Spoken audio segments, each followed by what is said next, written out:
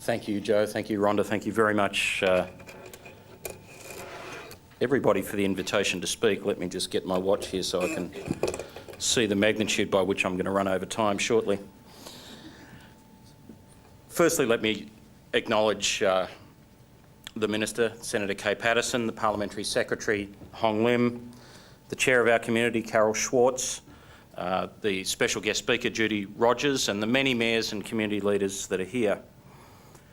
I guess I knew I was back in Australia when I heard that wonderful phrase, ladies and gentlemen. It's good to be home. Now, it used to be said that in polite society you don't mention either politics or religion. Unfortunately, today I'm going to mention both. Rhonda and Dennis asked me to imagine a future with communities in control, which I have. But to talk about it, I'll make frequent references to both economics and morality, so my apologies in advance. I might also say, though, that I was touched by the story the Minister just told of her own background, and I wanted to add a couple of things from my background that I think are relevant to this group.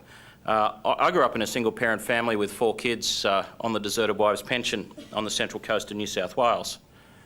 As the only male in the family, it was the opportunity to interact in community organisations, in my case my church and my table tennis club, that provided the alternative role models that were a really important part of my life, becoming something that has thus far worked out reasonably well. So as the Minister herself said, you never know who you touch in the work that you do, and hopefully one day many of the people you're working with will be in similar situations, thanking you, albeit potentially at a distance. I come here both to encourage you and to challenge you. We know that community organisations make a huge contribution to the nation, but we're not always sure how to measure it. We know that investing in people pays huge dividends, but we can't say which investments are the best. We know that the earlier we ensure a child has access to a positive, nurturing, learning environment, the greater their life chances. We know that adolescents need access to non-parental role models, and that sporting and community organisations are often where they find them. We know that even in old age, without community involvement, our elderly experience higher incidence of dementia and longer periods of expensive aged care. In short, we know intuitively that investing in people can be a very good investment. It's what economists call human capital. But we have very little capacity to measure it, and it's often unclear which of these investments in people create the best results and which are a bit ordinary or even negative. And I think the reference the Minister made to the trials in Canada to try and find ways of benchmarking that are a valuable start. Similarly, we know that investing in our communities is vitally important. We know that without our sporting organisations, our health costs would rise dramatically. We know that without our arts organisations, we'd pay a higher price in intolerance and misunderstanding. We know that if we don't change the worst of our environmental practices, the costs in the future will be massive. We know that neighbourhoods that are renewed and vital have lower crime and health costs. Social capital, as it's now called, is also valuable. We're just not sure how much and which things add the most to it and which the least. So much of what we do in community organisations adds to our society's stock of human capital and social capital, if you'll excuse my iconocratic language. But unless these contributions are recognised, measured and valued, we risk diminishing their role, moving away from a world where communities are in control to one where communities are at the margins. I want to address that threat. But to do that requires us to challenge some of the prevailing orthodoxies of economics, morality and the community sector itself. Specifically, I want to challenge several things.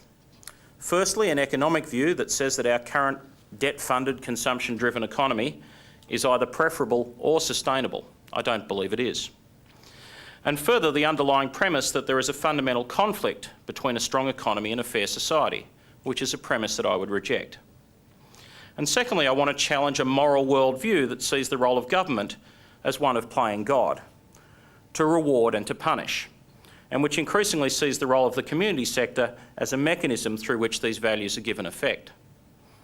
I believe that all of these things are both dangerous and wrong.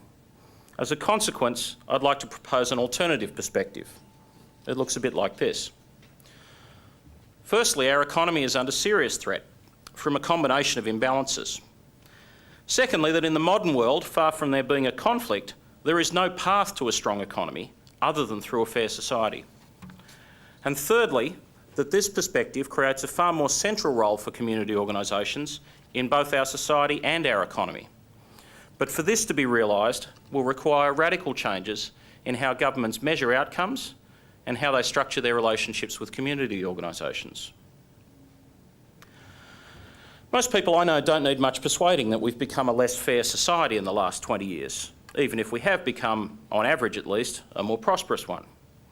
This seems to be an implied trade-off, that you can't have a strong economy if you want a fair society.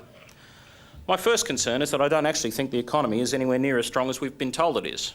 And my second concern is that I don't believe we can have a strong economy without a fair society. So what's wrong with our economy? Well, at least four things. Four really big things, actually. Unemployment, household debt, the national debt, and a lack of competitive export industries. Now, I won't go into all of this in depth because it's not the prime purpose of my discussion, but let me briefly talk about what I mean on each of those. As many of you will know, our real unemployment rate is nowhere near 5%. The numbers are a fraud. If you add up the total of unemployment, disability and sole parent benefits together, there are more people now than when the official unemployment rate was much, much higher. This despite over a decade of boom. We used to have 1 million unemployed and 100,000 disability pensions. Now we've got 500,000 unemployed and 600,000 disability pensions. Did I miss anything? We've just rearranged the deck chairs. That's why we still have 1 in 6 children growing up in a jobless household.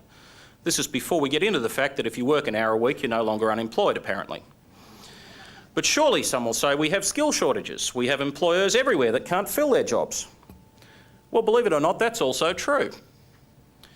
Because the skill levels and geographic locations of the unemployed don't match the jobs available. We have unemployed timber workers, but a shortage of mining engineers.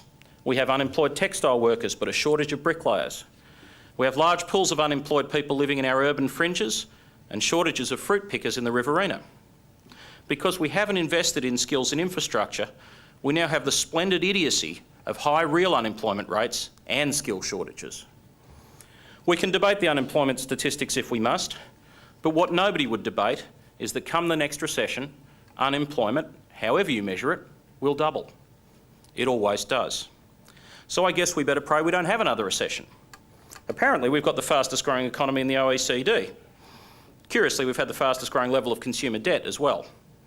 We've had the best party on the block because we borrowed the most money to buy the most beer. As a nation, we should have been saving to invest, but instead we've been borrowing to consume.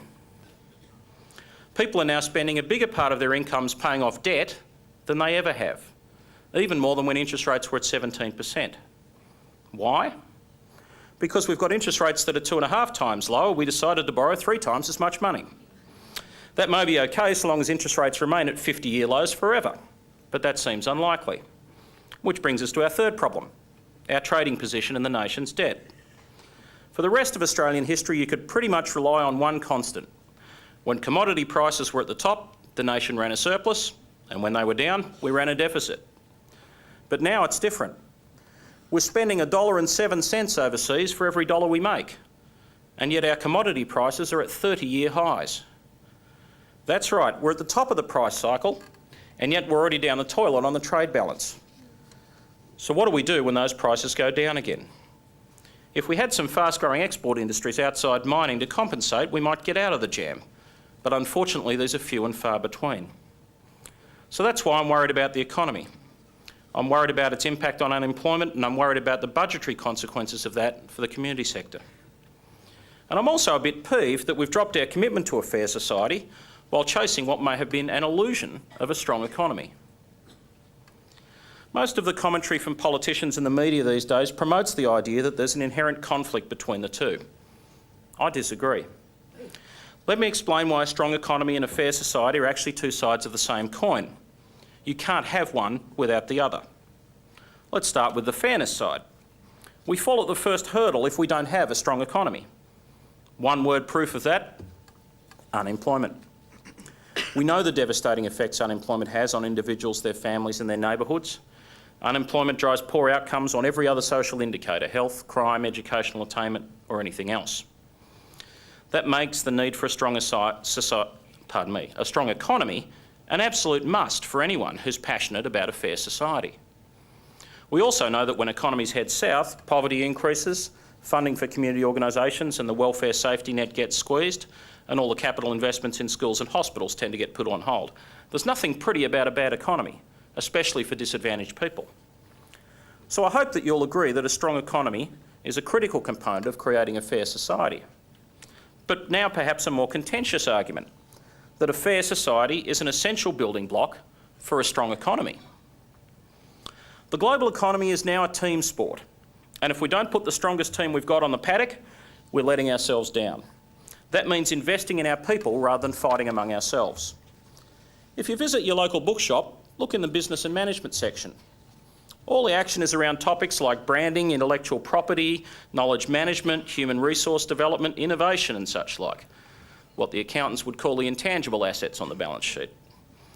It's the investments in people, their ideas and their relationships that drive value in modern capitalism. These same lessons can be applied to society and the economy as a whole. I'd like to give 4 examples to illustrate this proposition. Early childhood intervention programs, education, fertility and wages. Since we're talking about investments, let's talk briefly about rates of return. With most traditional investments like shares or property or bonds, rates of return are usually in the range of 7 to 12% per annum over the long term. So keep in mind this basic calibration when I get into a few other numbers. 5% is kind of a small number, 10% is a pretty good number, 15% or above is an absolute Monty. Now let's look at some traditional fair society priorities. And as we do, let's look not as we normally do from the point of view of fairness and equity, but rather in cold hard terms of rates of return and economics. You may be surprised by the outcome. James Heckman, a Nobel Prize-winning economist, quotes the Perry preschool study, with which some of you may be familiar, where 2 groups of severely disadvantaged children in Chicago were split. One received a high-quality preschool program designed to overcome the symptoms of their disadvantage. The other group didn't. They were the control group. They followed these kids for 25 years through to adulthood and to keep track of the differences. The results were startling. Perry study participants outflanked their control group peers across the board. They were much more likely to complete high school. They were over 4 times more likely to earn a decent income, 3 times more likely to own their own home, more than twice as likely to never be a welfare recipient, and almost half as likely to ever get arrested. So this is a great result for creating a fair society, at least if you were lucky enough to get access to the program. But let's look at the economics of these outcomes. That's what's really startling. When you measure the benefits of higher incomes and lower costs, the investment in these kids resulted in a rate of return of about 16% compound per annum. 16%. Remember what we said about property, shares and bonds returning 7 to 12%? Remember we said 15% and above was a Monty in anyone's language? Well, here we are, investing in disadvantaged kids and generating a return of 16% per annum. Now that looks like a fair society and a strong economy to me. Now let's look at education. Gary Becker, another Nobel Prize-winning economist, first published a book called Human Capital in 1964. He quotes studies that show the rate of return on an individual's investment in education varied from 16% to 28% for completing high school and between 12% and 15% for university. Again, these are outstanding returns on investment in anyone's language. 5% if you stick it in the bank, 7 to 12% for shares or property, and 12 to 28% if you invested in education. Mark Blaug from the University of London quotes from several studies into the economics of education. These measured the rates of return to society from investments in education, and they are estimated between 7% and 20% in one study and 11% to 37% in another. Another bonanza. Now I'd like to read a rather long quote, and I apologise in advance for that, from a very eminent economist that highlights the importance of investing in everyone's education, not just a privileged few. At the end I'll tell you who said this and you may be a little surprised. You'll see I'm quoting a phalanx of right-wing economists to make an argument for a fair society here. And I quote, "For the past 20 years the real incomes of skilled, especially highly skilled workers, have risen more than the average for all workers.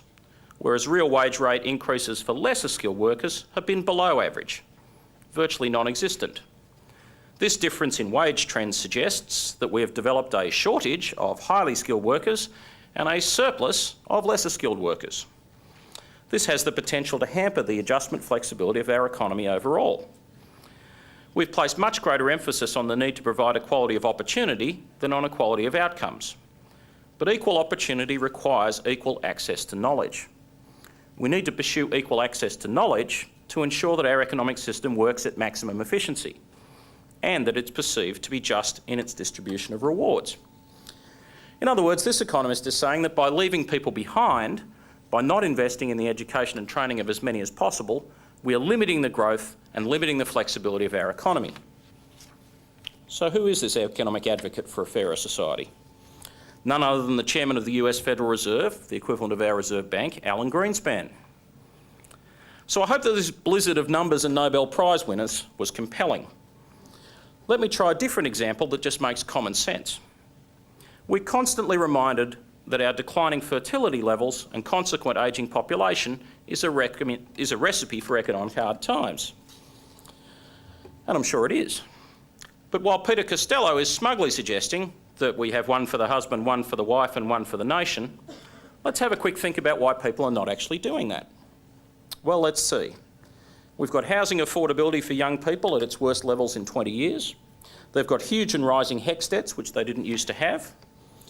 And if the women dare contemplate the fact that 50% of marriages end in divorce and that this is more likely than not to plunge her and her children into poverty and increasingly into becoming the objects of blame by people like Costello, well, I just can't figure out why people aren't having one for the nation. Can you?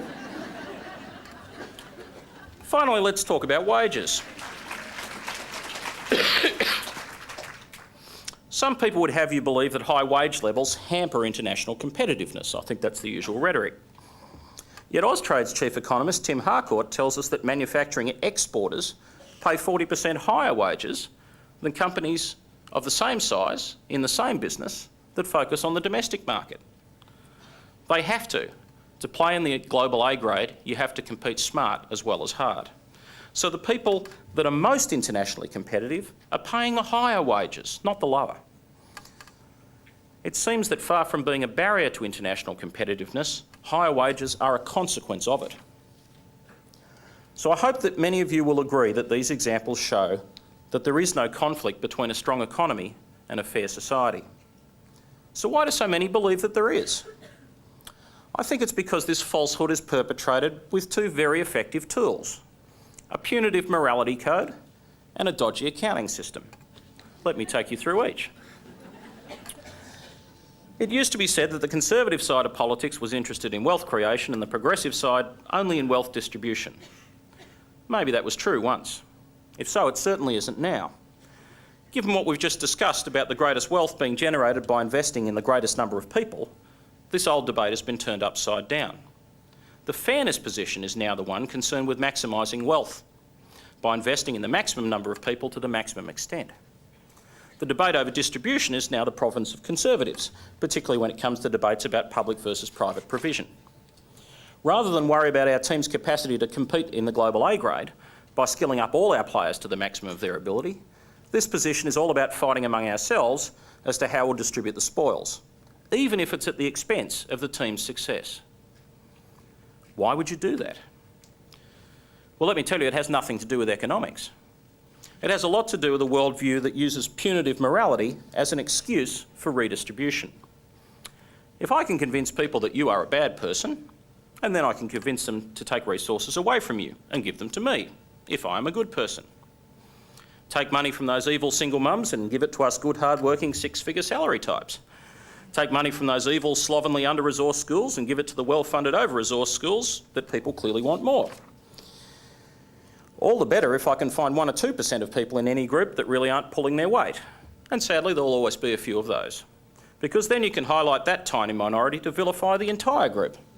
That creates a climate where we can redistribute away from them all. For example, sadly, when official unemployment does start to rise again, we'll have a resurgence of blaming the unemployed for their plight. You know the routine. They say these people are unemployed because they're bludgers. Their own immorality has put them there. and then they'll parade some unfortunate illustrative example on tabloid TV. The funny thing about the immorality of unemployment is that we seem to have sudden outbreaks of mass immorality at almost exactly the same time that we have slowdowns in our economy.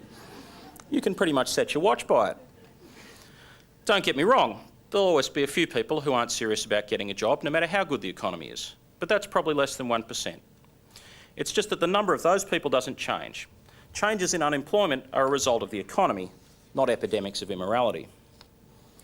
So you can see the usefulness of this punitive morality code in covering the tracks of redistribution in the guise of what's good for the economy. Morality is used as a smokescreen to justify redistribution.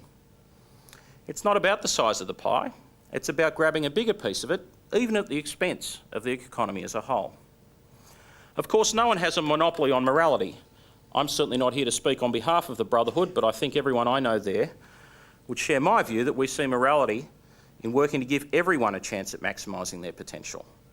Perhaps that's what Jesus meant when he offered life and life more abundantly. The morality of punishment and rewards seems strangely out of place to us.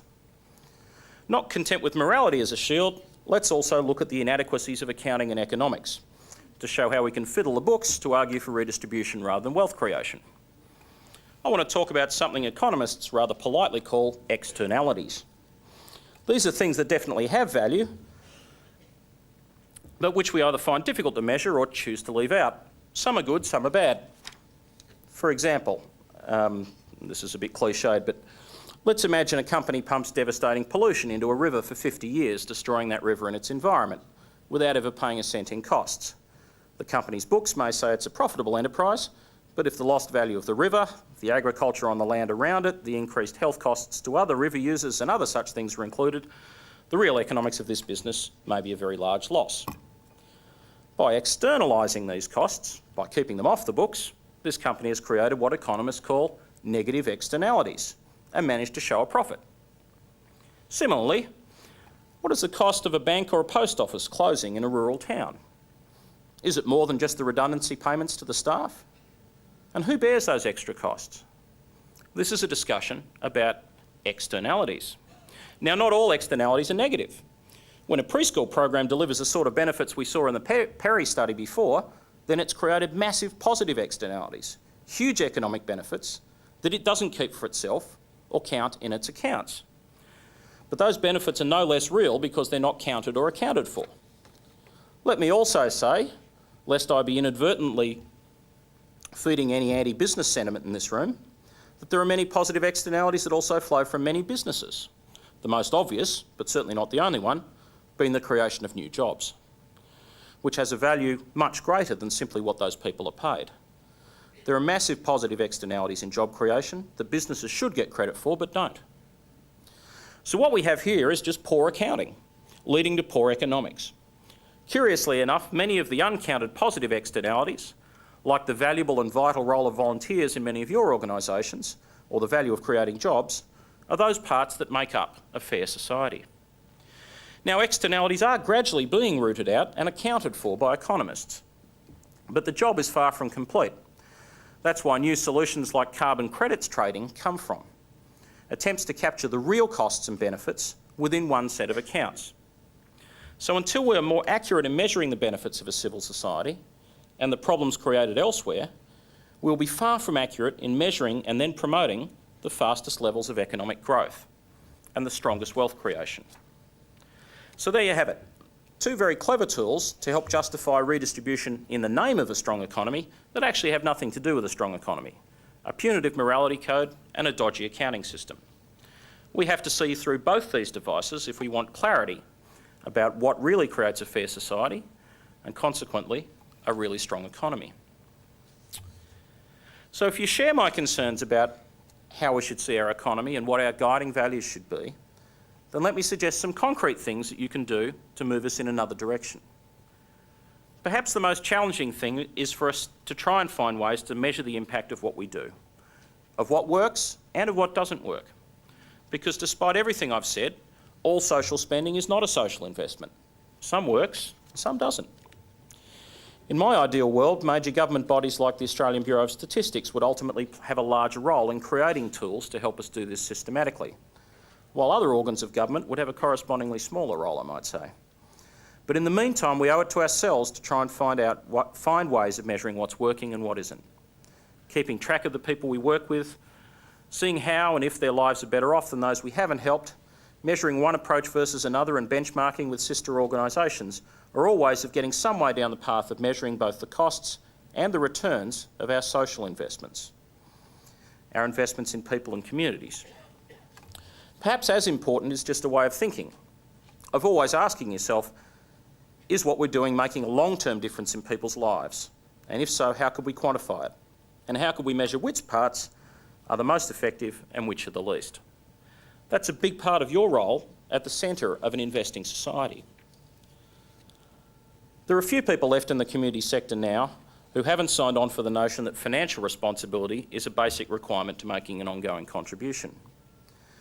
Both for your own organisation and for wider society, I hope that I've added to that further today with a view about why we should care about a strong economy and its capacity to help us deliver a fair society. But for many community sector organisations, particularly in the welfare sector, there's pressure in a different direction. That is the increasing tendency to become the service delivery arm of government.